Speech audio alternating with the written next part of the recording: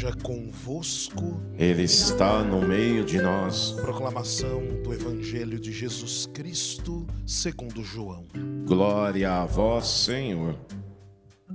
Naquele tempo, estando à mesa com os seus discípulos, Jesus ficou profundamente comovido e testemunhou: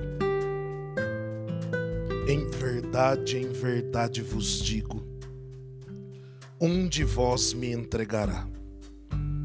Desconcertados, os discípulos olhavam uns para os outros, pois não sabiam de quem Jesus estava falando. Um deles, a quem Jesus amava, estava recostado ao lado de Jesus. Simão Pedro fez-lhe um sinal para que ele procurasse saber de quem Jesus estava falando.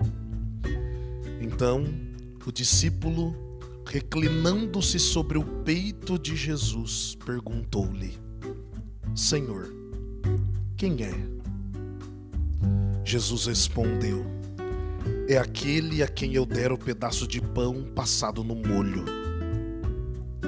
Então, Jesus molhou um pedaço de pão e deu a Judas, filho de Simão Iscariotes.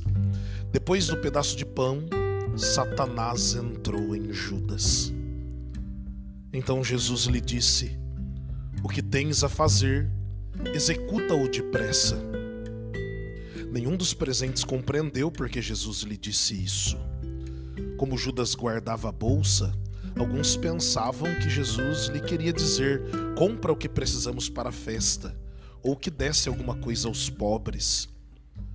Depois de receber o pedaço de pão, Judas saiu imediatamente. Era noite. Depois que Judas saiu, disse Jesus: agora foi glorificado o Filho do Homem, e Deus foi glorificado nele. Se Deus foi glorificado nele, também Deus o glorificará em si mesmo e o glorificará logo.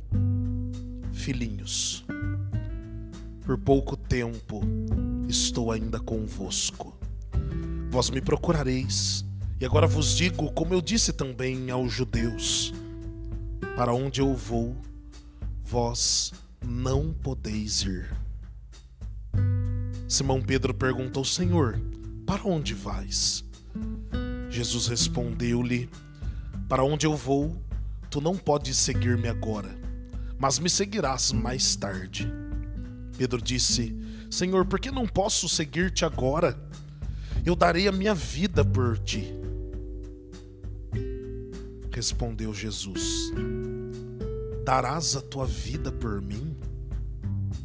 Em verdade te digo, o galo não cantará antes que me tenhas negado 3 vezes. Palavra da salvação. Glória a vós, Senhor. Estimada irmã Luísa, povo de Deus aqui na Associação do Senhor Jesus, você que reza conosco aí no santuário da sua casa. A Semana Santa é chamada de a Semana Maior, a Semana Magna. É claro que desde a solenidade da Santíssima Mãe de Deus, lá no dia 1º de janeiro, até o dia em que rendemos graças pelo encerramento do ano civil, lá no dia 31 de dezembro, todos os dias são muito importantes. Mas esta semana, estes dias, são os mais importantes, porque neles nós encontramos a centralidade da nossa fé. Inclusive, quando nós fazemos o anúncio das solenidades móveis, lá na Epifania do Senhor, nós dizemos que é da festa da Páscoa que se originam todas as demais solenidades. Então a Páscoa do Senhor, mistério da sua paixão, morte e ressurreição, que tem a sua centralidade nessa semana maior, é o centro de toda a ação litúrgica da igreja. Então essa semana é momento oportuno de restaurarmos a nossa fé. Nessa semana nós encontramos os fundamentos daquilo que nós acreditamos. Jesus veio ao mundo para resgatar um mundo decaído e ser, como como ouvimos na primeira leitura, luz das nações. Interessante que este hino do servo sofredor, lido agora numa perspectiva messiânica, lido agora conhecendo Jesus, nós compreendemos que Jesus é a concretização desta promessa do Pai. O Pai diz a Israel: para que as nações sejam salvas, não bastam vocês serem meus servos, vocês têm que ser luz das nações. E é exatamente isso que Jesus foi, luz das nações. E a primeira coisa que eu quero que fique gravada em seu coração: seja luz. Faça esse genuíno esforço de ser luz. Pede para o Senhor a graça de que a partir do teu coração outros corações experimentem a luz que é Jesus. Nós somos convidados nessa Semana Santa a nos aproximarmos do Senhor e reconhecer que Ele ilumina a nossa vida, ilumina o nosso coração, nos tira das trevas a partir da nossa decisão genuína de o seguir e nos torna também seus imitadores. E portanto nós também cristãos podemos ouvir esse mandato de Jesus: vós sois luz do mundo.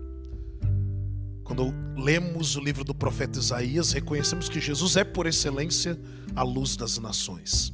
Mas ele também faz esse convite a cada um de nós, para que nós sejamos luz. Percebam que o evangelista descreve todos os detalhes com tanta delicadeza, afirmando que o momento em que Judas recebeu o pão e saiu da ceia tem apenas uma frase: era noite. E nós corremos o grande risco de nos alimentarmos da Eucaristia, de sentarmos à mesa com Jesus, de participarmos do santo banquete e ainda assim permanecermos nas trevas. O evangelho de hoje me fez perguntar: quem eu sou? Será que eu sou Judas? Será que eu sou Pedro? Ou será que eu sou o discípulo amado? Vamos começar por Pedro. Chefe da igreja primitiva, recebeu do próprio Jesus o primado: tu és Pedro, e sobre esta pedra edificarei a minha igreja. Mas mesmo assim, faz da sua profissão de fé, agora, na Santa Ceia, apenas uma profissão por palavras: Senhor, eu vou te seguir. Jesus disse: você vai me negar, Pedro. Mas a diferença de Pedro e de Judas é que Pedro se arrependeu e voltou à intimidade com o Senhor. Mas nós devemos nos perguntar, no banquete eucarístico, será que eu tenho sido como Pedro? Falo para Jesus, o louvo com as palavras, tenho um discurso até bonito, dos meus lábios saem orações tão belas, mas o meu coração não está disposto a segui-lo de verdade. Ou será que eu tenho sido como Judas? E Judas teve a chance de se arrepender. Quando nós entendemos a ceia judaica, inclusive, leiam, por favor, as 24 horas da paixão. Na terceira hora, que narra a ceia segundo a lei, lá diz assim: e Jesus lançou um doce olhar sobre Judas. E como nós sabemos que esta revelação é verdadeira? Porque está na Bíblia. A palavra de Deus assegura que Jesus olhou com predileção para Judas. Na ceia judaica tem um momento em que o pai homenageia o filho que lhe deu mais orgulho naquele ano. Ele pega um pedaço do pão, a matzá, passa no molho, o haroset, e entrega para o filho. Esse pedacinho de pão é chamado de afikoman.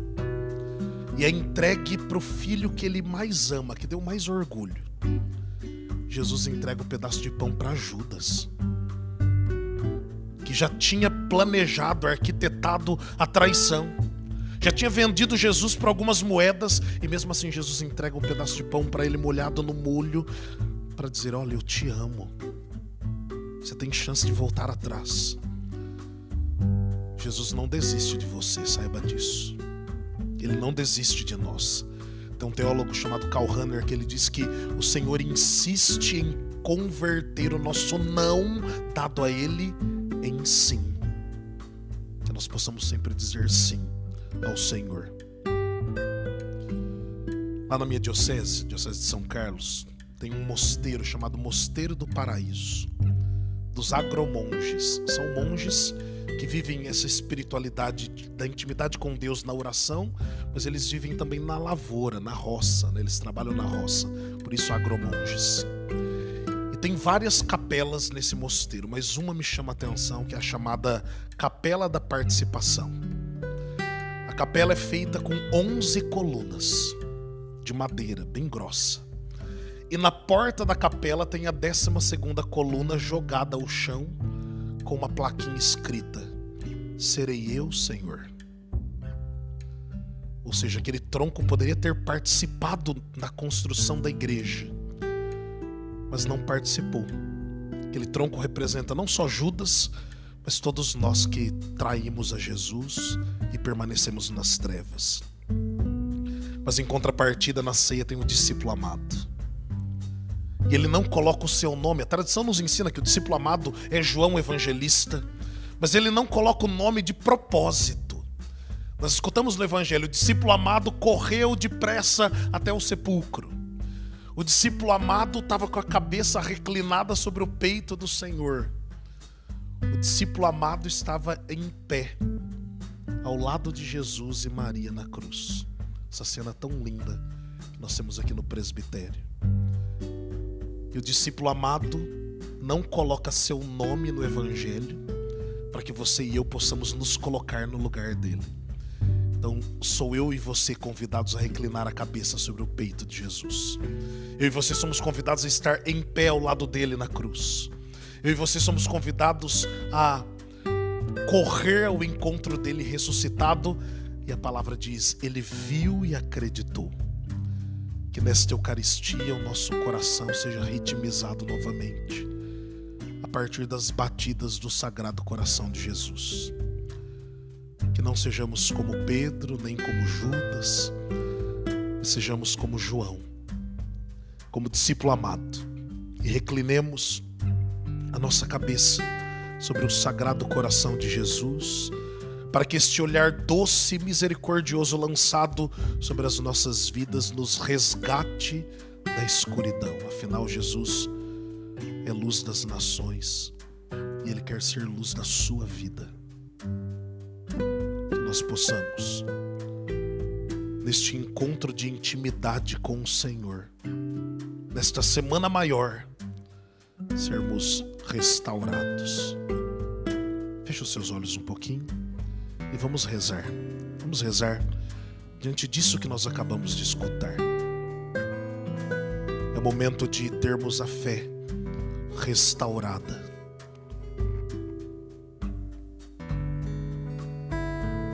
Durante a ceia, o discípulo do amor reclinou sua cabeça sobre o peito do Senhor. E nas batidas do Sagrado Coração era um novo nascimento de acolhida e de perdão. E hoje aqui nesta Santa Comunhão novamente pulsa em nós o Sagrado Coração. E hoje aqui nesta Santa Comunhão novamente pulsa em nós o Sagrado Coração. Que na ceia eucarística, no banquete da Eucaristia, nós possamos ser restaurados. Que a Virgem Maria interceda por nós. Assim seja. Amém. Amém. Nós vamos agora colocar no altar do Senhor, com o pão e o vinho, a nossa vida, o desejo de sermos transformados e o nosso coração ser ritmizado pelas batidas do Sagrado Coração de Jesus.